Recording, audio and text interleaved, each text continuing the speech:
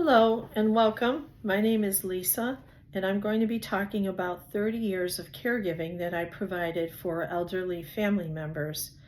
I'm going to be talking probably in a series about all the different aspects of caregiving, from caregiving, right in your home for a family member, or when you need to go to a nursing home because you need more skilled care. We're going to talk about nursing homes and the challenges there, also assisted living facilities.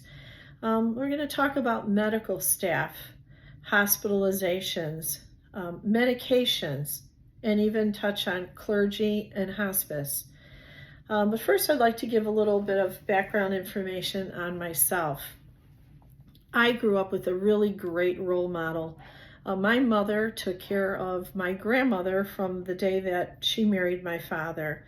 My parents were supposed to go on their honeymoon, and whoever was supposed to take care of grandma while they were gone canceled. And their honeymoon was canceled, and grandma moved in with mom and dad. So as long as I can remember, I had a grandmother around the house. My grandmother had early dementia, so my mother had to really do everything for her. And I saw a kind, caring, selfless woman taking care of someone else. My dad was also born handicapped and had difficulty walking around. So as I grew up, I felt protective over my parents and had it, kind of early on, the need to want to be able to provide for them and to protect them and to help take care of them. So it started at 12 years old for me, when I could, get outside during the summers and put gas in the lawnmower and cut the lawn for my dad so that when he came home, he didn't have to try to do that.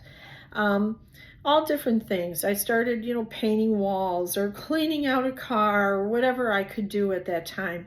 But it was all good experience. It helped me learn how to put other people's needs ahead of myself.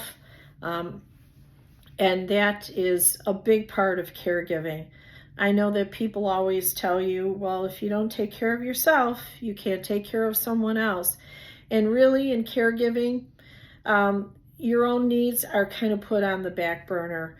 30 years straight, I did take care of parents that, unfortunately, my mother had a long illness, and all of my own needs were put on the back burner.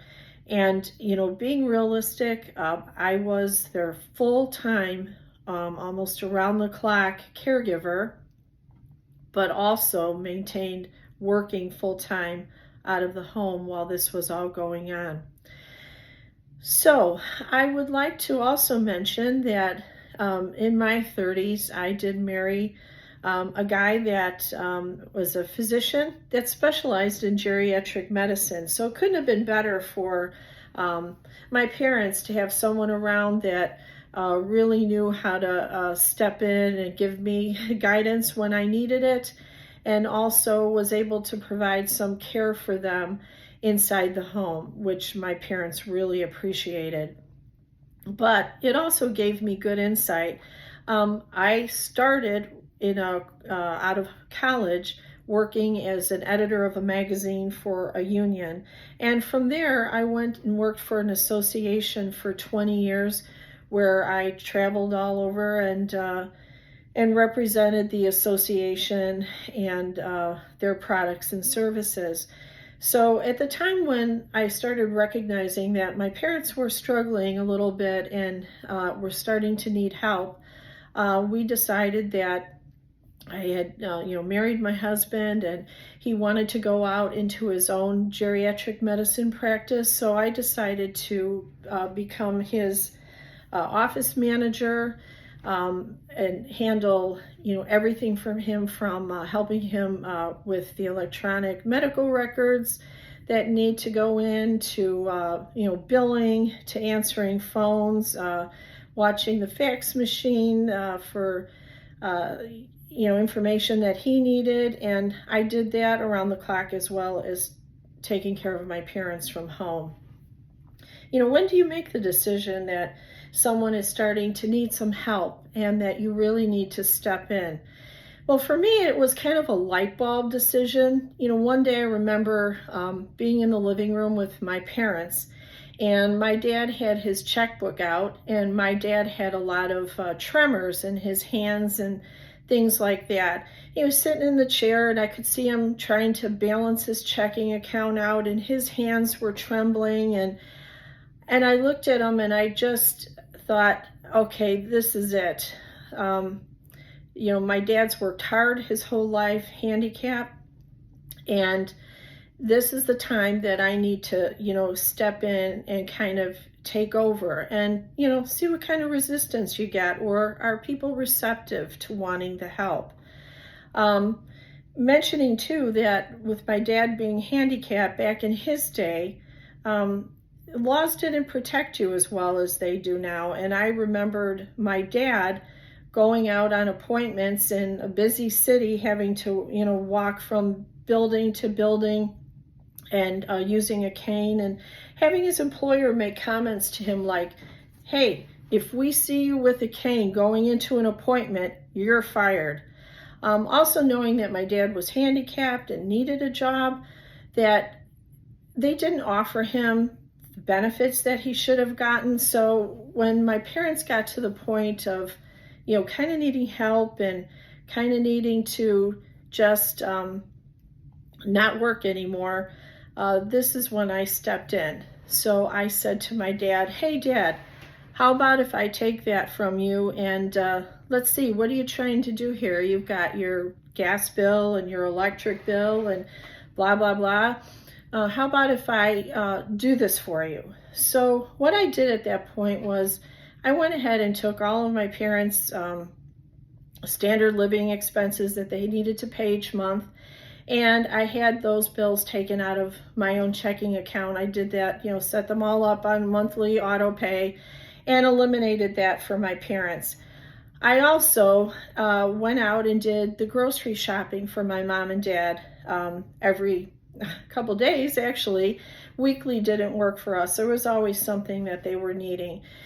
I also took care of setting up doctor appointments, taking them to those doctor appointments, refilling medications, and then, spending time at home with them, making their meals or bringing in a carry-out if I was too busy. And then, sitting down and talking with them, getting them, ready for bed. They did live in a house that had steps. And at this point, my dad went from my sister and I working out of the house and helping my dad up a staircase every time he had to use the restroom, to saying, okay, this is getting too dangerous. Dad is getting up 2 or 3 stairs and he's starting to come back at us. And, could we hold 200 pounds safely? No. So we went to one of the chairlift companies and had chairlifts put in the house. And I'll be talking about all this in detail because as easy as it sounds, oh, problem solved, there's chairlifts in the house now. There were all kinds of crises and problems that you have to deal with as a caregiver, and it is exhausting. But I want to talk to you about all of the different things you can do to try to make the process as easy as possible and try to make it as easy and loving on the people that are being cared for in their home. So that's my background. In my next video, I'm going to talk about the challenges of caregiving from home, the things that you're going to need, the support you're going to need medical-wise, dealing with the illnesses that are happening, and most important is being the advocate for them, understanding what they're going through, what their illnesses are, what those challenges are, and learning about it as much as you can.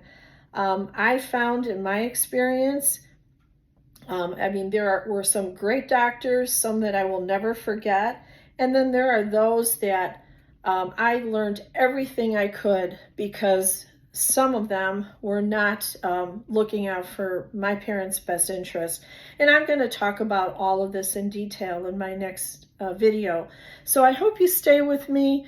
I'm glad that you're here, and also private message me if you have any questions specifically about caregiving. If I can't answer them, I will find a resource for you. So I'll see you next time. Thanks for watching. Bye-bye.